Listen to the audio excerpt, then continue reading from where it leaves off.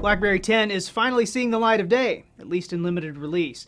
On Tuesday, Research in Motion issued developers at the BlackBerry World Conference with software toolkits and a prototype testing device. This video from The Verge shows the test phone in action. It resembles a chopped-down playbook tablet.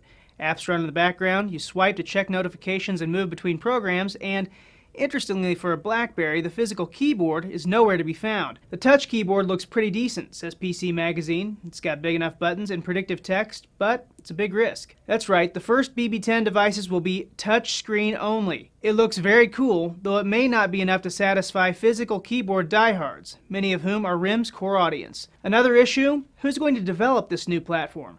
Bloomberg cites a recent survey that shows RIM is hurting for developers. There's a huge amount of interest in continuing to develop for the iPhone. 89% said they're very interested. 79% said very interested for the Android.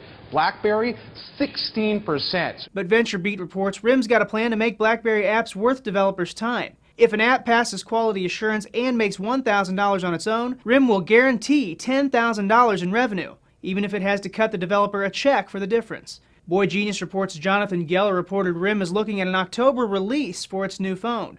He tells CNBC the timing will stack the deck against RIM. And what's going to be out in October? You have a new version of Android, you have a new iPhone, you have a new OS for iOS. So I think there's all these headwinds that they're not going to be able to sort of get through. But Forbes says don't count RIM out of the smartphone game just yet. RIM's keynote highlighted that there is more innovation happening within the firm than we as analysts have given them credit for.